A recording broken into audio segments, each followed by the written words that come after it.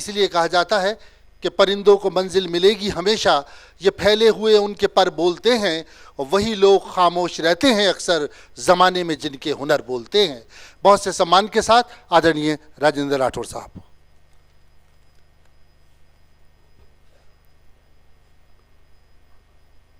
आज के अत्यंत गरिमापूर्ण कार्यक्रम की अध्यक्षता कर रहे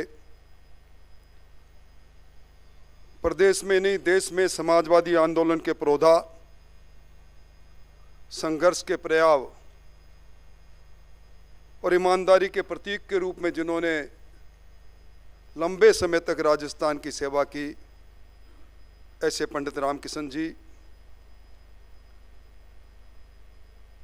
देश के अंदर शुचिता की राजनीति, परिवर्तन की राजनीति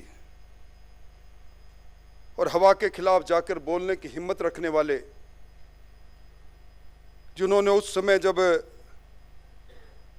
कांग्रेस का अटक से कटक तक, कश्मीर से कन्याकुमारी तक एकमात्र शासन था, तब नीतियों के आधार पर उसको छोड़कर ललकारने का काम किया, ऐसे सम्मानीय आरिफ जी। इस कार्यक्रम में उपस्थित प्रदेश के मूलभूत पत्रकार और विचारक और चिंतक गोपाल जी, पूरे कार्यक्रम को आकार और साकार करने वाले साहिल साहब, इस सभागृह में चंद्रशेखर जी को जानने वाले, मानने वाले सभी श्रोतागण और मित्रों, लोकेश जी, मैं किन शब्दों से धन्यवाद दूं आपको। आपने एक ऐसे युग पुरुष चंद्रशेखर जी और उसकी जयंती पर जो विषय रखा है, असहमति और लोकतंत्र, जिस पर आजकल लगभग चर्चाएं बंद हो गई, उस व्याख्यान माला से इस कार्यक्रम को प्रारंभ किया, इसके लिए मैं धन्यवाद देना चाहूँगा। आरिफ साहब, मैं उन सौभाग्यशाली लोगों में से हूँ, जब मैं राजस्थान विश्वविद्यालय छात्र संघ का अध्यक्ष था, छात्र संघ का उद्घाटन करने चंद्रशेखर जी पधारे थे। उस एक छोटी सी मुलाकात ने, कहते हैं, उनके व्यक्तित्व में ऐसा चमत्कार था, जो उनसे मिलता था उनका होकर रह जाया करता था। उनके साथ काम करने का मौका मिला और जब वो 1983 के अंदर 4260 किलोमीटर की लंबी पदयात्रा पर निकले, लगभग 40 दिन तक उनकी उस पदयात्रा में सहयात्री रहने का भी मुझे मौका मिला। चंद्रशेखर जी एक ऐसा कारखाना जो गढ़ना जानते थे, तोड़ना नहीं जानते थे। उन्होंने इस देश के अंदर अलग अलग दलों के अंदर, अगर आज कोई आह्वान करे, चंद्रशेखर जी ने जिनको गढ़ा, जिनको रचा और जिनको राजनीतिक पाठशाला में कह कह के सिखाया, अगर उन सब को एक मंच पर इकट्ठा कर लो तो इस देश का कोई राजनीतिक दल नहीं बचेगा जिनके शीर्षक में बैठे लोग चंद्रशेखर जी द्वारा तैयार किए नहीं किए गए हो। असहमति और लोकतंत्र की जहां तक बात है, यहां दीपेंद्र सिंह जी विराजे हैं। उनको स्मरण होगा कि 1990 के अंदर जब जनता दल और भारतीय जनता पार्टी की सरकार बनी, भैरव सिंह जी शेखावत मुख्यमंत्री बने, मुझे पहली बार विधानसभा में जाने का मौका मिला। समस्तीपुर में अडवाणी जी की रथ यात्रा रोकी गई।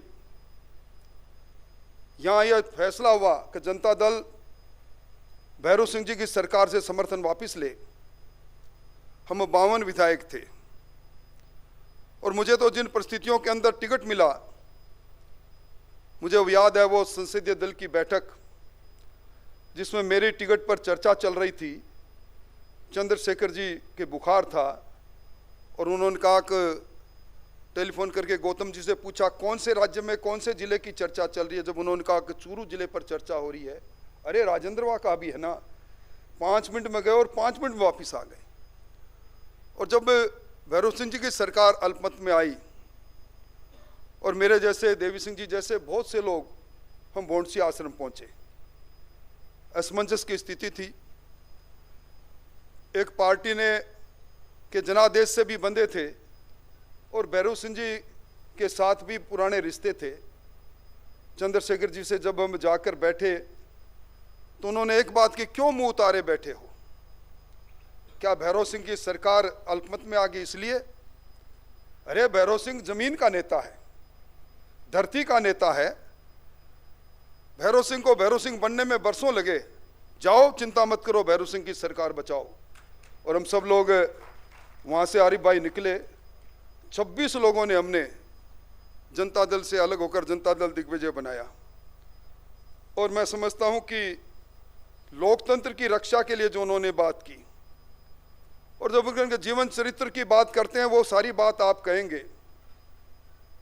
पर बलिया के इब्राहिम पट्टी के उस झोंपड़े से लेकर देश के प्रधानमंत्री तक जब पूरे वृत्तांत और उनके बारे में सुनते हैं तो मैं कह सकता हूं कि संघर्ष की पाठशाला, सादा जीवन उच्च विचार के साथ जीवन को करने वाले। और मैं लंबी बात नहीं कहूँगा, पर मैंने एक पुस्तक में पढ़ा कि चंद्रशेखर जी अपने मित्रों को एक शेर सुनाया करते थे, मैदान इंतहा में घबरा के हट ना जाना, तकमील जिंदगी है चोट पर चोट खाना, अब अहले गुलिस्ता को शायद न हो शिकायत, मैंने बना लिया है कांटों को आशियाना। ये चंद्रशेखर जी अपने मित्रों को कहा करते थे। और इसीलिए आज इस देश के इतिहास में कहीं फायर ब्रांड के नाम से, कहीं युवा तुर्क के नाम से, उनके निर्भीक जीवन के अंदर मैं कह सकता हूँ आम आदमी की कोई आवाज़ बना तो चंद्रशेखर जी बने। और 1971 में कोई सोच भी नहीं सकता था कि इंदिरा गांधी के खिलाफ वो चुनाव लड़के, उनकी इच्छा के खिलाफ वो कांग्रेस की उस कमेटी में जाए। और सबसे बड़ी बात, जब जयप्रकाश नारायण, जिसमें आरिफ साहब को मुझसे ज़्यादा पता है, जब बिहार में छात्र आंदोलन ने एक नया रूप ले लिया था और जयप्रकाश नारायण ने कहा था युवक बचाओ अपना देश, इस नारे के साथ जब बिहार के आंदोलन में और कांग्रेस की कार्य समिति में जयप्रकाश जी पर निंदा के प्रस्ताव की चर्चा चल रही थी, चंद्रशेखर जी खड़े हुए, उन्होंने कहा इंदिरा जी आपका प्रस्ताव आएगा, कोई मेरे बात से सहमत हो या नहीं सहमत हो, मैं प्रस्ताव का यहाँ भी विरोध करूँगा, बाहर भी विरोध करूँगा, मुझे कांग्रेस से हटाना है तो हटा दो। और उसके बाद देश में आपातकाल लगा। आपातकाल के अंदर पहले नेता कांग्रेस में रहते हुए जिन्होंने आपातकाल का विरोध किया, अपने यंग इंडिया में संपादकीय लिखा और उनका वो अखबार बंद हुआ और वो जेल चले गए, पर सिद्धांत से कभी मुड़े नहीं, टिके नहीं, अलग नहीं हुए। और इसीलिए उनकी जेल डायरी के उन वाक्यों को कहते हुए मैं अपनी बात को समाप्त करूँगा।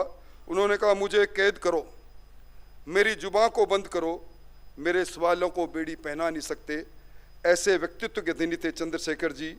उनके बारे में कितना कुछ कहा जाए, और मैं समझता हूँ लोकतंत्र की रक्षा के लिए अलग अलग कालखंड में अपनी बेबाकी से विचारधारा के साथ उन्होंने जिस प्रकार लोकतंत्र की रक्षा के लिए और आम आदमी की आवाज़ बनने का काम किया, बिरले व्यक्तित्व है।